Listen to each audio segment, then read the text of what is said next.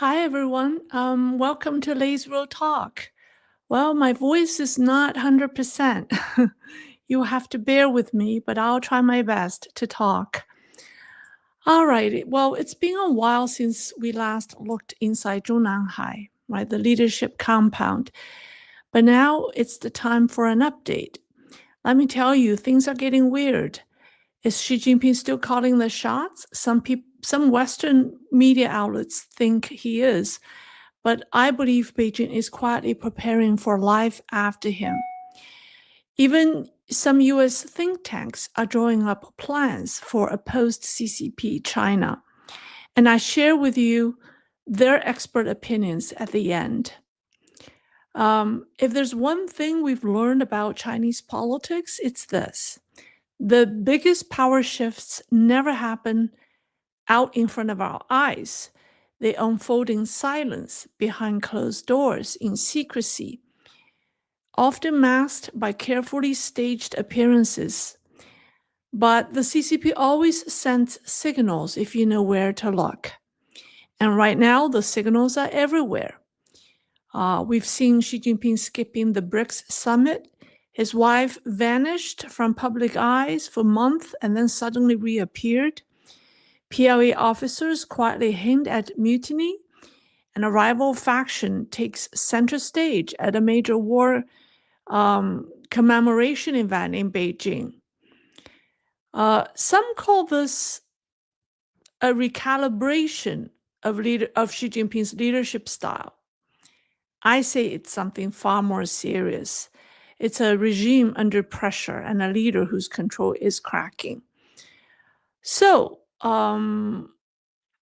today, let's go deep into Zhongnanhai to decode what's really happening and why people are talking about the post-CCP era. All right, first of all, I want to make sure people can hear me okay, because audio is on. Oh, excellent. Okay, good. All right, well, there has been endless speculation about when Xi Jinping will step down.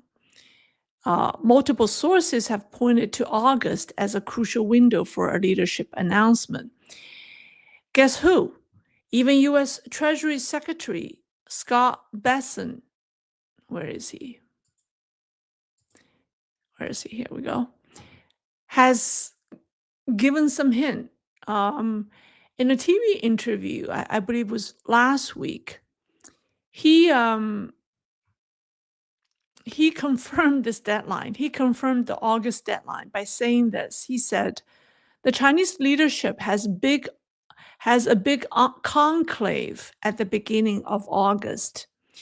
So many people interpreted that remark as a sign or as a signal that the CCP may be planning to replace Xi Jinping. The conclave Bessent referred to isn't the fourth plenum or trade negotiations.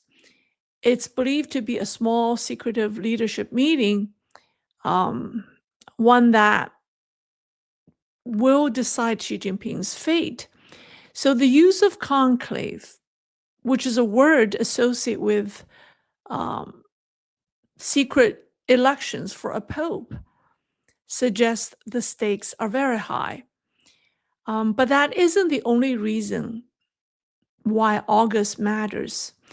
The CCP must also decide who will inspect the troops at the September 3rd military parade.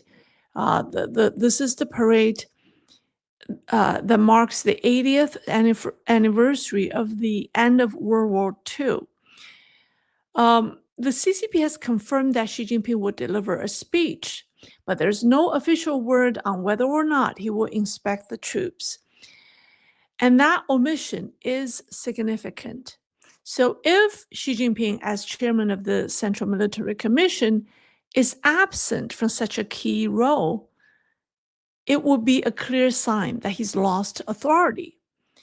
If he does inspect the troops, it doesn't guarantee power or strength, but it will be watched closely. The military parade involves massive planning, coordination, and rehearsals. And any sign of who's in charge sends a political signal. According to former Chinese Navy Lieutenant Colonel Yao Chen, military insiders have revealed to him that Zhang Youxia, now the only active vice chairman of CMC, recently visited the office, the parade planning office, with the remaining two members of the CMC, Liu Zhengli and Zhang Shenming. Where are they? These two. So it was a commission of 7 people, right? But now there are only 3 left. I mean, Xi Jinping supposedly is still the chairman, but we have not seen him being involved in any military events for a long while. Since the beginning of the year, we have not seen him. Well, actually, since the end of last year, we have not seen him inspecting troops when he visits local areas, and we haven't seen him attend any military meetings. So these two and Zhang Youxia these 3 men are the only CMC members active right now. And these 3 are gone, right? I mean, the defense minister was removed from 2 years ago, Miao Hua and He Weidong. Miao Hua is officially announced that his investigation is officially announced, and his titles, his positions are taken away from him. And then He Weidong has not been seen since March. Rumor has it that he died. He has already died. So that's what I said. The only 2, when Zhang Youxia visited the parade planning office with the only 2 other members of CMC, you understand the significance of what has happened to the Chinese military. Now, here's what happened. So during Zhang's visit, military branch leaders reportedly insisted that only Zhang, not someone else, should inspect the troops, or should be given the honor of inspecting the troops. That someone else was clearly Xi Jinping. And these officers even threatened to boycott if Xi did. Now, I think an actual walkout isn't likely. The message was clear. The loyalty has shifted. So the troops no longer trust Xi Jinping after his aggressive purges and warmongering, and they're signaling support for Zhang. So that's what we heard. Now, of course, Xi Jinping isn't giving up quietly. He returned to the front page of People's Daily in the last 2 weeks and held a rare high-level urban development meeting attended by almost all provincial leaders and the entire Politburo Standing Committee, all 7 of them. The spectacle promoted some people to declare Xi Jinping is back. Now, meanwhile, Western media carried out some important tasks for him. Here we go. The Economist ran a piece called "Xi Jinping is Growing More Elusive," claiming his disappearance is strategic and not political. And according to them, Xi Jinping is recalibrating his leadership style. But I'm not convinced. These outlets have reporters based in China and employ staff with CCP ties. So they're subject to influence and manipulation. And when it comes to elite power struggles, their coverage often serve Beijing's narratives. And this isn't just limited to The Economist. Other media outlets like the Wall Street Journal, the New York Times, AP, Reuters, all have local offices in China. So I think they're all subject to the same influence and manipulation. So, in fact, if you really follow China news, you could tell that Xi Jinping's entire PR campaign has been reactive. When people noted that he had disappeared from People's Daily, he reappeared on the front page. When rumors swirled about him skipping the parade, Xinhua announced that he would give a speech, although still no word on inspecting the troops. And when whispers spread about his wife, Peng Liyuan's disappearance, she suddenly showed up awkwardly. Where's Madame Xi? Here, there she is. So let's talk about Madame Xi's interesting reappearance. So after her meeting with Brazil's First Lady on May the 13th in Beijing, Madame Xi dropped from public view and skipped all of Xi Jinping's subsequent foreign visits. Speculation exploded. Some said she had an affair with one of her aides, and that she was under house arrest, and that she was divorced or fled to her hometown in Shandong. Absurd as they sound, the volume of these rumors forced an official response. So on July 17th, Madame Xi reappeared at the Guling Friendship US-China Youth Exchange event and delivered a speech. But it was a strange appearance. I don't have pictures from that event. I haven't really got the time to look for it, but it was a strange appearance. Now, the event had already ended on July 16th. So she appeared after it ended.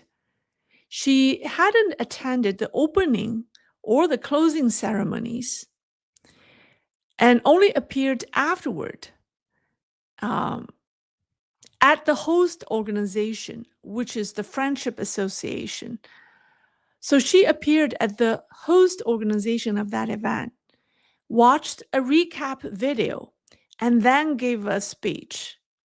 Now, you must know that China's First Lady is a professional singer, and that this event, this Guling Friendship Youth Exchange program this year, there was a actual choir week, right? There was a week-long choir event. So for a professional singer, her absence during the actual choir week was bizarre, and her sudden post-event visit felt like a hastily arranged move to make a public appearance to quash rumors. So that's what I want to say about her. I mean, if you follow Chinese social media, the amount of rumors about her is like astronomical. It's so wild that I don't believe any of them, even though I think I should. I mean, but they're just, they're in every flavor. But anyways, now let's talk about the power plays, okay, behind the scenes. And on July 21st, the Ministry of Public Security finally appointed a new director for the Special Service Bureau, which is China's second most powerful security organ after the Central Security Bureau. Now, the CSB, the Central Security Bureau, protects Xi Jinping and the top leaders, like the 7 Politburo Standing Committee members. The Special Service Bureau guards vice state-level officials, and which are like the vice premiers. There are, I don't know, there are 4 of them, and there are, I think at least 5 or 6 of vice chairmen at the CPPCC. So these are all these people are, or these positions are considered vice state level. Like Hu Chunhua, one of the front runners, for one, for the premiership in the next leadership team, is a vice state level official currently. So their security service needs to be managed by somebody the party elders trust. So that position has been vacant since April, when the previous director, his name is Wang Zhizhong, who is a loyalist, who is a close ally of Public Security Minister Wang Xiaohong. He was quietly reassigned in April. Within the ministry, he was transferred to a position to be in charge of immigration within the Public Security Ministry. Now, you think China is not a country that has a large immigration program, so you wonder, how much power. I mean, it's obviously a demotion, right, from somebody in charge of security for so many top leaders to be in charge of immigration. It just shows that it's a demotion for him. And so during the 3 months that they were looking for someone to replace Wang, the minister himself, Wang Xiaohong, the outgoing director's name is Wang Zhizhong, and his boss is the Minister of Public Security, Wang Xiaohong. So Wang Xiaohong has been temporarily filling the position himself. And now they found someone, and his name is Lin Zhifeng. And I do have a picture of him. Where is he? There we go. So now who is he? Well, he is a Zhejiang native. And most of his political career has been in Zhejiang. And he's a longtime subordinate of, guess who? Cai Qi. So people say that it's kind of interesting that they find someone who's closely tied to Cai Qi after all that time of looking. I mean, obviously they have to find someone who's Cai Qi. Obviously they want to find someone that they can trust. And then they find this Lin guy, but who's tied to Cai Qi. So that promotion or that appointment marks a major win for Cai Qi, who is the director of central office, the party's central office, and the man who manages the other security bureau, the CSB, the Central Security Bureau. So now, if you really think about it, with both the CSB and the Special Service Bureau under his influence, he manages one, and the other one is managed by somebody who is loyal to him. So it seems that Cai Qi has consolidated control over the entire senior leadership's security and surveillance apparatus, because these security organizations also have the responsibility of monitoring these top leaders. That they don't just provide protection to them, but they also serve as a surveillance. Now, we all know that Cai Qi has been a longtime loyalist to Xi Jinping, right? So what does this new appointment mean? Well, many people have believed that Cai Qi has switched sides. Any evidence? Well, let's take a look at an event that took place on July 7th. It's the Marco Polo Bridge commemoration event in Beijing. This high-profile event, marking the 88th anniversary of the start of the Second Sino-Japanese War, was attended by key officials, including the Minister of Propaganda, the Minister of Foreign Affairs, Wang Yi, and the Minister of Public Security, Wang Xiaohong. And oddly, Zhang Youxia was there too. Now, usually Zhang Youxia appears in person only when his boss, Xi Jinping, is the main speaker. But this time, Xi Jinping is out of town. And the central speaker was Cai Qi, right? And even more surprising, the CMC member Liu Zhengli was also present. Now, another CMC member was already there representing the military. So Zhang Youxia's presence was not required at all. So people were shocked to see that he actually showed up at the event when Xi Jinping is not the speaker, but Cai Qi was. So there was only one possible explanation why he showed up. He was there to support Cai Qi. And that's exactly what it looked like. And this is the reason why people believe Cai Qi has jumped ship.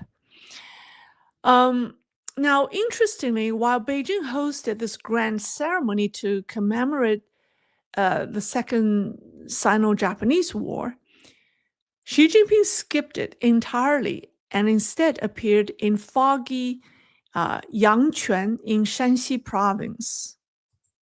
Oh, here's the event. I just want to show you this picture. This is the event where Cai Qi spoke. And this is the event that his boss attended in an obscure place called Yangquan in Shanxi. He was laying a wreath at a memorial, at a World War II memorial.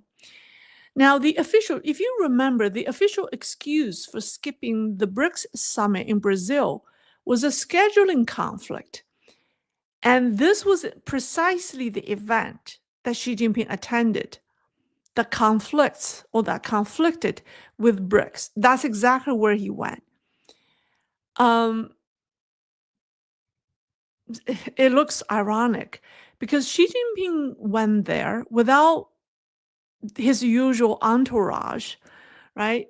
Zhang Youxia didn't go. I mean, Zhang Youxia supposedly should accompany Xi Jinping to go to a war memorial event because they're both, one is the chairman, one is the vice chairman of CMC.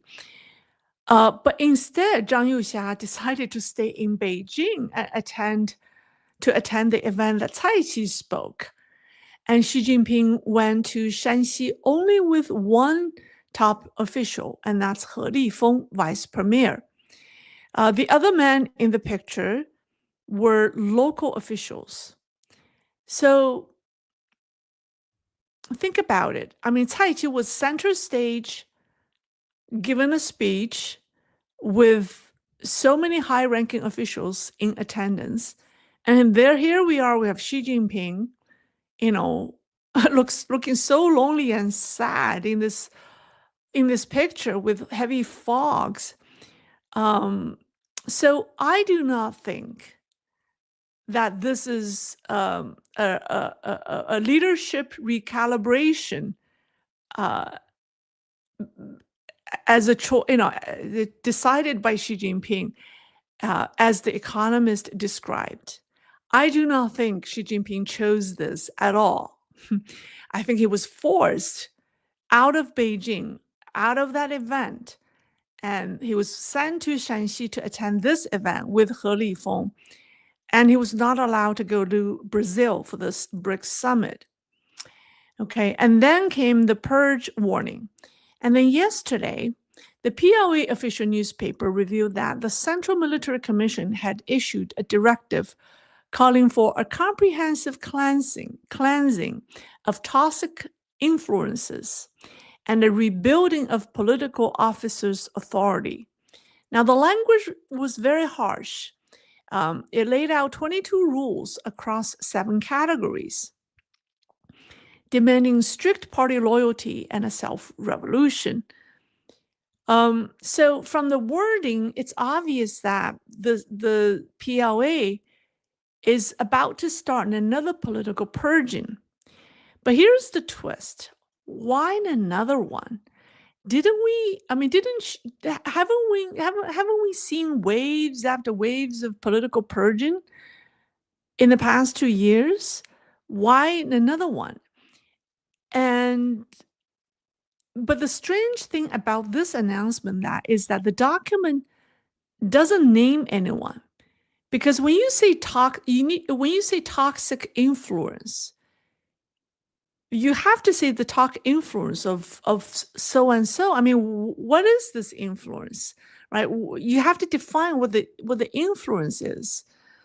In Chinese, it is 树清流毒, and usually it's tied to a bad character, right? So in the past, they say we need to purge the toxic influence of Zhou Yongkang or Xu Caihou or Sun Lijun, like all these bad actors that portray the party. So we need to eliminate their toxic influence. So when you don't give a subject, then it's strange, toxic influence of what? And so this vagueness now suggests something more delicate, because the reason they didn't name any names is because it's too sensitive. So who is it? Well, there are two names come to mind. I mean, it could only be these two men, right? Miao Hua and He Weidong. But they are both Xi Jinping's confidants. So Miao was stripped of all titles by this June, and He Weidong vanished months ago and is rumored dead.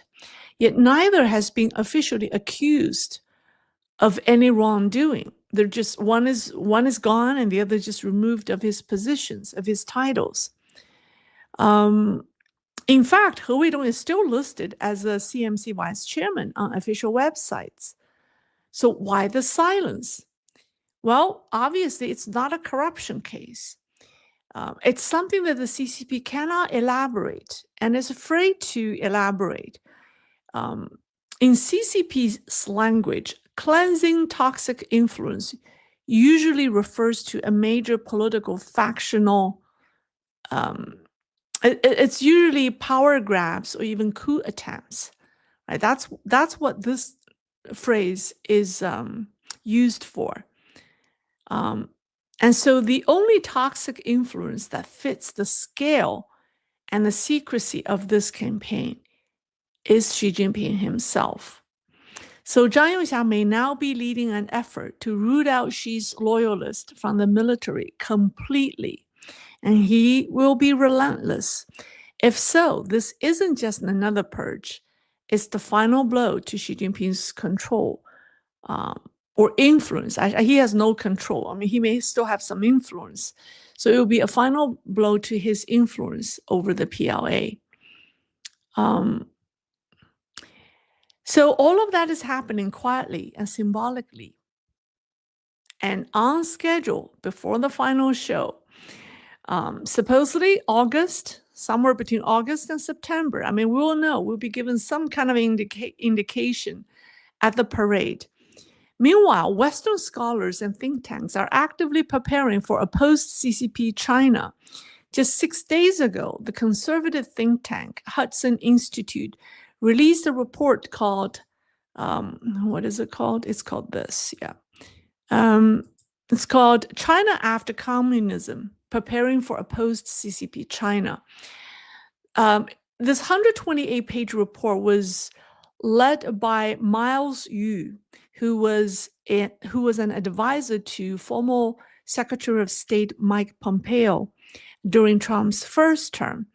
And this report argues that although the CCP has weathered crisis before, a sudden regime collapse is not unthinkable.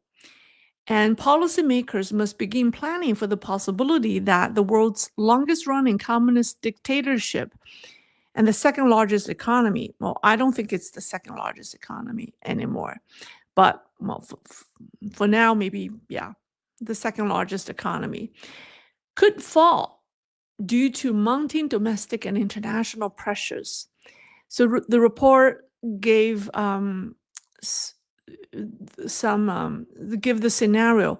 Domestically, China faces profound structural challenges: economic slowdown, an aging population, a housing crisis, youth unemployment, bureaucratic dysfunction, and systemic corruption, all of which are eroding public trust. Internationally, there's worsening trade relations with the West and unsustainable lending practices in the global South. And these are all weakening Beijing's global influence.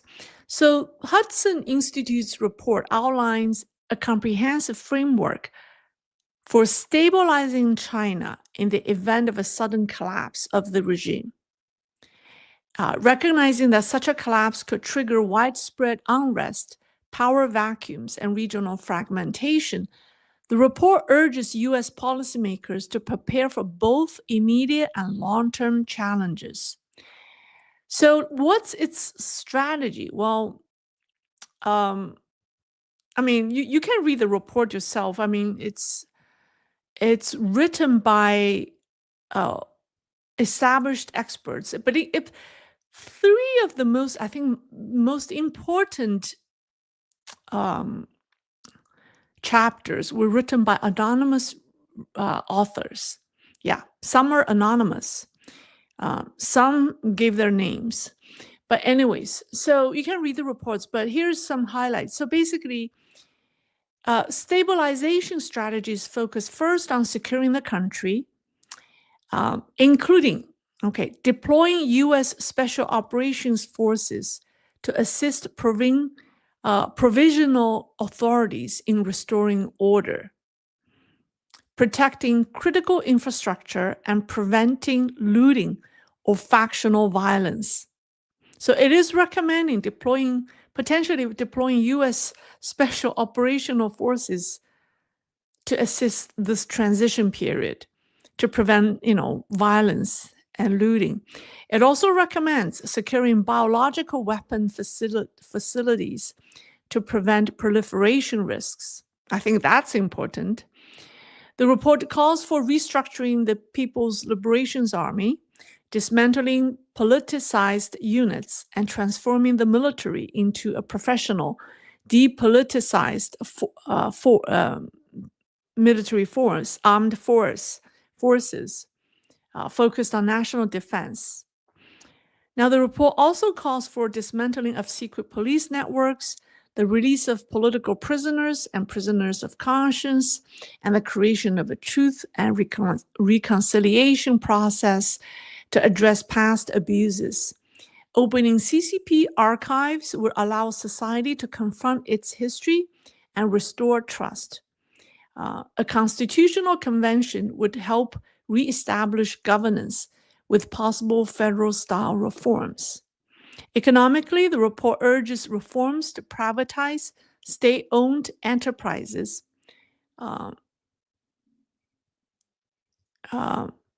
reject illegitimate CCP-incurred debts. I don't know what that means, and restore market trust.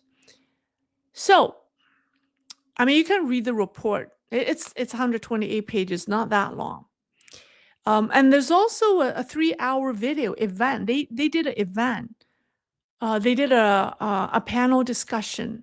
You can it's on their website when they released the report. So the authors of this report came out and did a panel discussion with Miles Yu.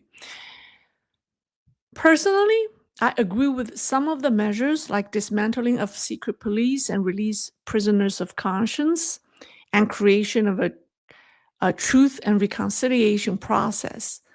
But I'm not so confident if the overall approach of this blueprint, of this strategy will work. It may work for a small nation, but China is a vast country. And I think CCP's influence and brainwashing run deep in China. A lot of people will regard the goodwill of the US as American interference and resist it. And also, I think that this approach is a little too academic and idealistic. This assumption, I mean, the entire report is drafted based on the assumption that there's still orders, there's still a good order in China that can be maintained. There's still trust in China that they can leverage on. But I think, for example, they said that they need to unlock the National Archive, right? Let the truth come out, and they advocated for the restoration of the judicial process. But could you imagine the impact of that? Because everyone is a victim. Uh, and everyone might have committed a crime during the process. If you just apply our judicial process to China, you can't even, I mean, everyone has violated the rights of other people at some point in their life, and everyone is also a victim. So how do you judge? It's not like we are in a system where there's some good people, most of them are good people, and there are a lot of bad people. I mean, the CCP's the worst thing that CCP has ever done in China is it has turned a lot of people into criminals, and people have committed crimes against each other. So how do you apply rule of law in such a society? You know, it's impossible. Justice cannot be served in the way the West has envisioned. So I think that entire report is too idealistic. It's not taken into, because a lot of the truth about what has happened in China is still covered up. I do not think that the so-called Western experts really understand how dark and atrocious the CCP has, or the Chinese society has become in the past 10 to 20 years, possibly 30 years. So when the truth really come out, people will be stunned. And everyone has committed a crime against someone else. So I agree with the approach that there has to be a national reconciliation process, but that healing process will take time. So that's why I said that it's important that traditional culture and values and faith must be restored immediately. Without that, if you just emphasize, justice and that when everyone seeks justice against everyone, then everyone will kill each other. They will continue to kill each other. It doesn't, because they've all done something wrong. Most of them, I shouldn't say they all, most of them, a lot of them. So it's going to start a vicious cycle that cannot end. So there has to be a benign approach to that healing process, to that reconciliation process. And it's not something I think modern human history has knowledge of. We have not seen anything like that. So the Chinese people will have to come together. But I think they have to find the answers in their 5,000 year of history. They can find, that's the only place where they can find the answers. And they have to discover that themselves. It cannot be delivered to them by Americans. So it's going to be a painful process, but they have to discover the answers. They have to discover who they are. They have to discover who they are as a Chinese first.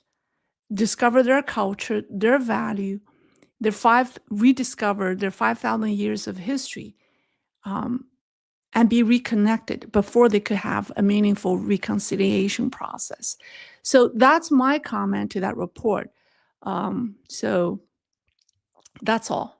That's all for tonight. All right.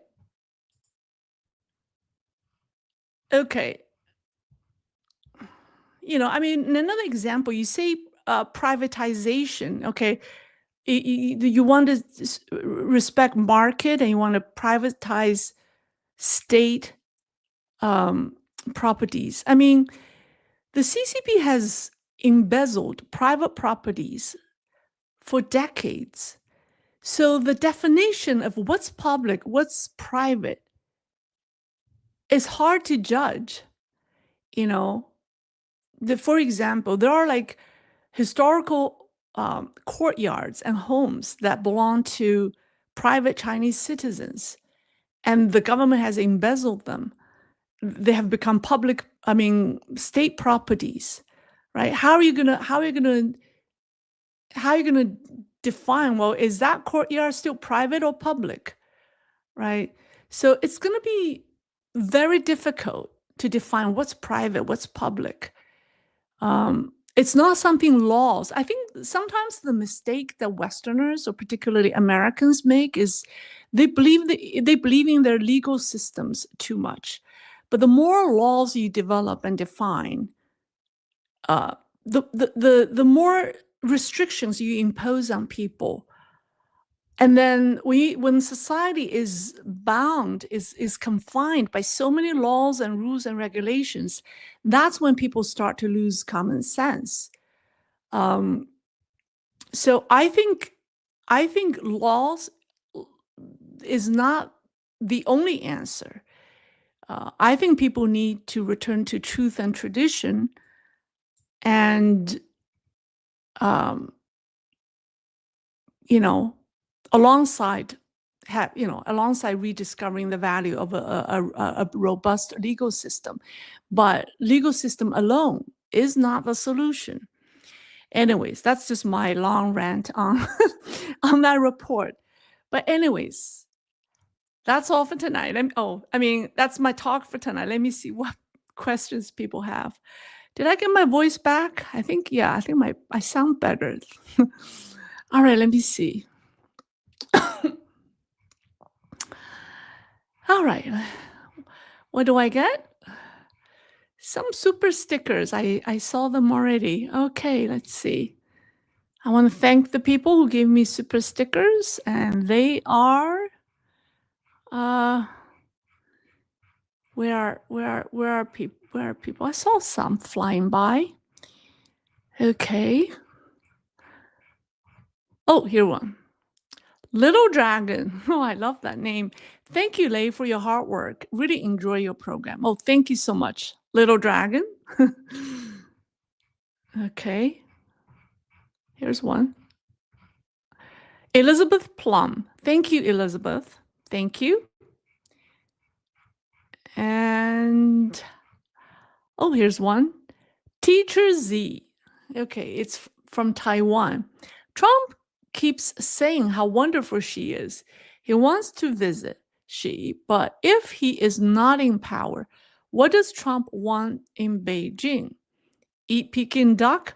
Oh, he wants to go to Beijing, not to meet Xi. He wants to go to Beijing to meet with the people who are actually in charge. I think Trump is the kind of leader, he wants to talk to his counterpart. But, without being clear who's actually in charge, it's very difficult for him to set policies, governing US-China relations. But the only way for him to meet those who stay in the back is for him to go to China, because these people cannot come to the White House. And it's meaningless if Xi Jinping comes here, right? So if you think about it, that's the only way for for Trump to have a meaningful conversation with the people who are actually running China and possibly the future leadership team. Because these people probably have already been identified. The next leadership, even though they may still be fighting with Xi. But how is Trump going to talk to them face to face without going there? So he has no choice. He has to go. And I heard that Treasury Secretary Scott Bessent is expected to go to China in September. At least the Chinese are saying that. And they hope that Trump can go in October. That's what the Chinese are saying. I don't know if it's true or not, but that's what I heard today. But thank you, Teacher Z. It's a good question. Okay, let's see. Manny Kyla. Is CCP-led China like North Korea with money? But more complex. See, North Korea's political dynamics is straightforward because it's hereditary, right? There's no question about who the next leader is, even though she's a 10-year-old girl. But there's no question about the lineage of the power. And from that perspective, is very straightforward. And that eliminated a lot of the unnecessary power struggles. So it's just a communist empire in North Korea. So in a way, it's much simpler. It's straightforward. But CCP's is a lot more convoluted because you have to fight. When it comes, there's no clear rules or game plan, game rules defining who the next leader is. So that's why the CCP politics is so much worse. It's uglier than the ones in North Korea. So it is worse than North Korea with money. It's more dangerous and deceptive because North Korea, it's all out in the open. But CCP, because they have this, they put on this, economic reform facade, and they try to behave in a way that they try to modernize and reform when actually they didn't. So that's why the West paid such a big price. Whereas North Korea is very straightforward with what its intention is. Kim Jong-un is very straightforward. So that's why the CCP is much more dangerous. Okay. All right, let's see.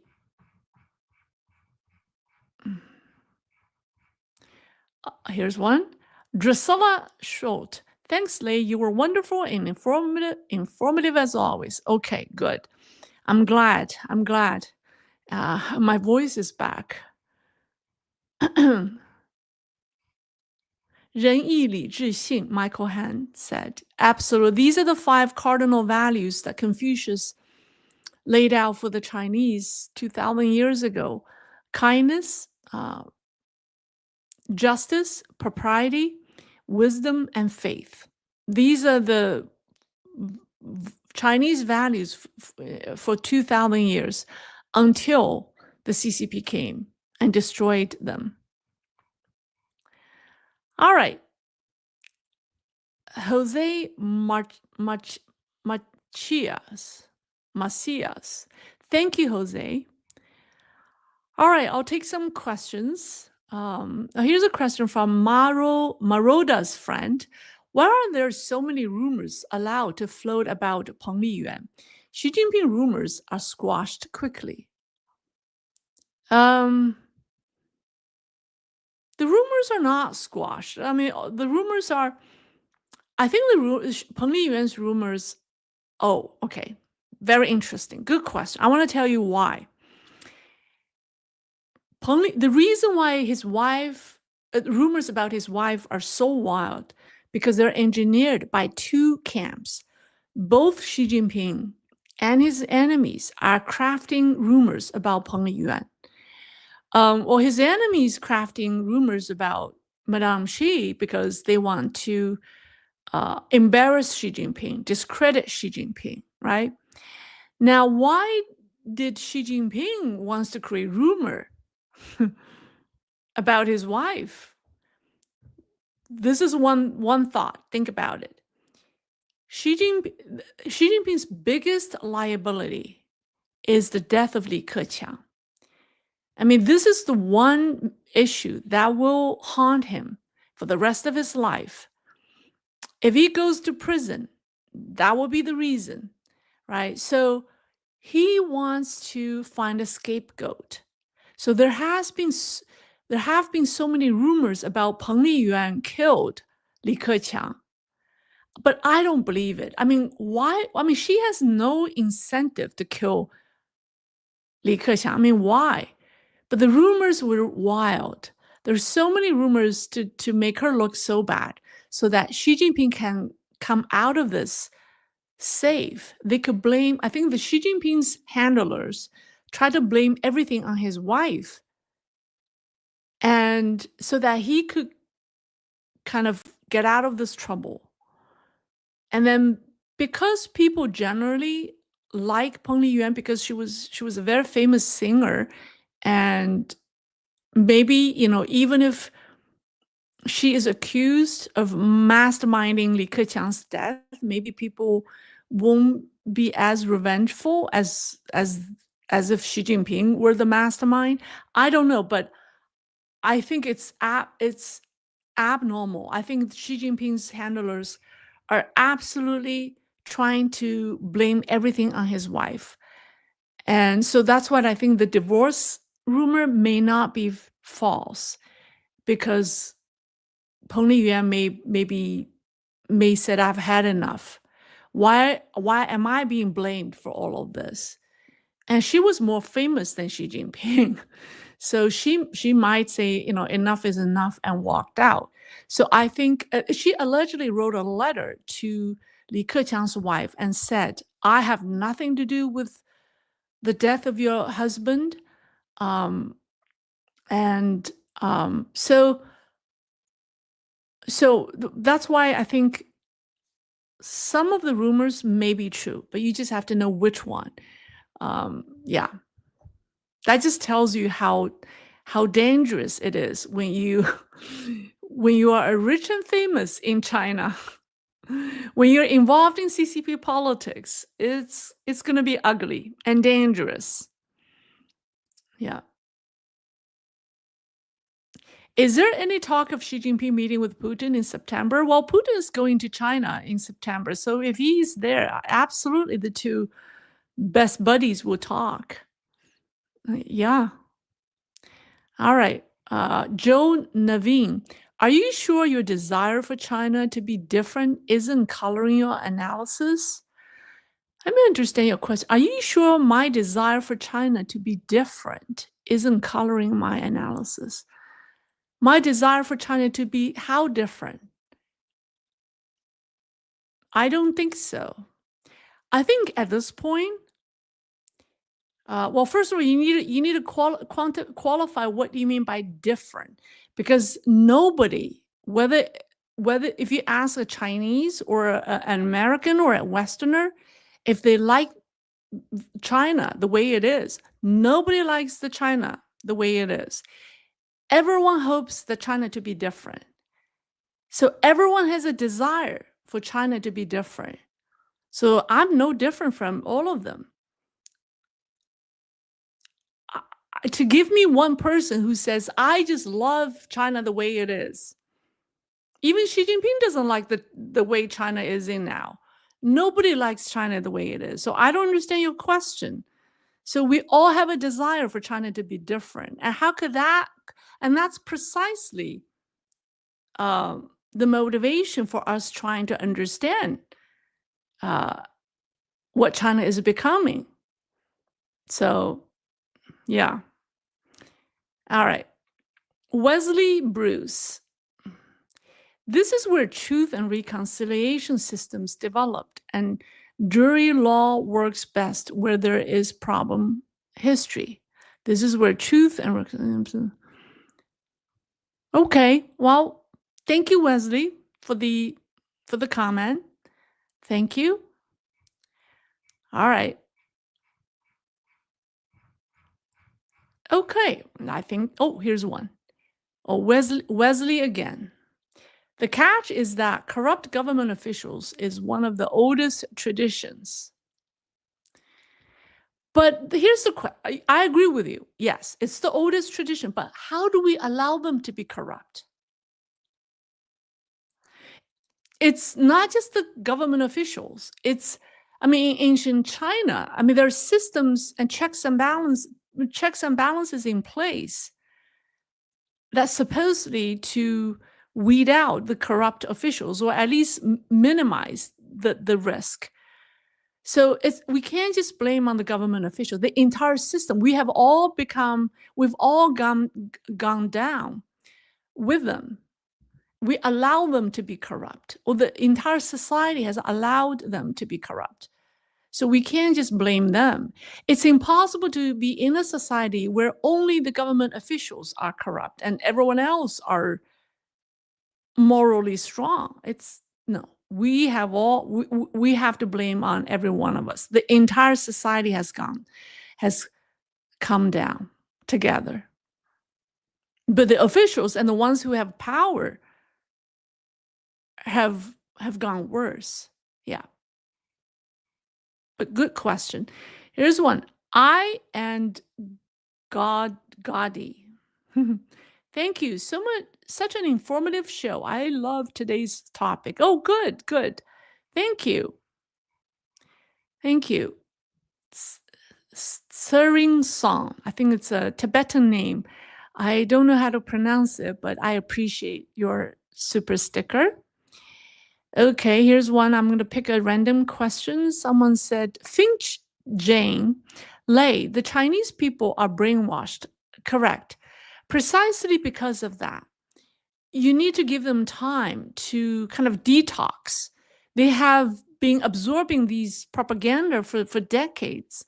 So if you just give them a Western system or democratic system, it's not going to work. So you need to give them time to slowly understand what has happened to them, and that takes time.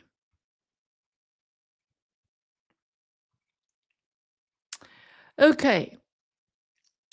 Question from Weibade. Can they start becoming a higher trust society without a large movement of the Chinese finding Jesus? I think so. I think if they can rediscover Confucius, I mean, they don't have to discover Jesus Christ. I mean, if they discover Confucius, which is which is part of their culture, they can establish a high trust society. Yeah. I mean, Confucius' teachings were permeate throughout Chinese lives and society up until 1949. So it's only been gone since 1949 for the past 70 years. Drusilla, USA must stay out of China. In a smart way, right? Okay. All right. Netflix foreign. China is capitalism without morality. What difference would privatization make? China is not capitalism. China is, I do not think China is capitalism. China is what they call state capitalism. Oh, yeah. I think it's state capitalism with Chinese characteristic, with CCP. No, I shouldn't say Chinese characteristic, with CCP characteristic. Someone says it's too dangerous for Trump to visit China. The timing has to be right. I think Trump shouldn't go before the CCP makes meaningful concessions on trade and also on fentanyl, right? Before you get some basic issues taken care of, Trump shouldn't go. Okay, Stephen McCoy, I love your efforts. My question is, can the Chinese people walk back toward the light and establish a constitutional republic and heal their honorable Chinese soul? I believe a Trump admin can help. I think Trump can help bring down the CCP. I think with enough pressure from the US, the CCP will disintegrate. But the healing process will have to come from within. The Chinese people will have to come together. And I think they will be. Don't underestimate the power of Chinese culture. Modern people believing, to be honest with you, modern people do not believe in the power of traditional culture. We believe in too much in technology. But the technology is destroying traditional culture. So there has to be a balance. I'm not against science. I'm just saying there has to be a balance. Yeah. Okay. All right. I believe that's all. I reached the bottom. Oh, here's a question about from Stephen McCoy. Oh, I already answered that. I was forwarded by Chris. Okay. Wow, a lot of comments. I received so many comments. That this is good. A lively discussion. Speaking of Peng, women are really treated as punching bags in CCP China. Shakes head. I agree. Not just women, men too. Yeah. And men too. And women also punch men as well. It's like everyone punches everyone. A Chinese woman can be very strong, you know. So in the case of in the CCP society, everyone punches everyone. Everyone is a aggressor. Everyone is also a victim. That's just how bad it is. That's why mental health is a serious issue in China. That's what I fear. Yeah. Okay. All right. We could save that. I've always wanted to do a program on Chinese people's mental health, but here's one from Wesley Bruce. The key is marketization, not privatization. That worked in Japan after World War II, but the Hudson Institute may not differentiate. Yeah, you're right. That's a good point. Um, that's a good point. And I need to be honest with you. I need to read that report in detail to really understand what they're saying. But I glanced through it quickly. Crony capitalism. That's the word. All right. Okay. Deborah C. The U.S. messed up. Okay. The U.S. messed up the democratization of USSR with too rapid change. It leads to, yeah, I agree. I think the West need to learn the lessons after the disintegration of USSR. We cannot make the same mistake in China. All right.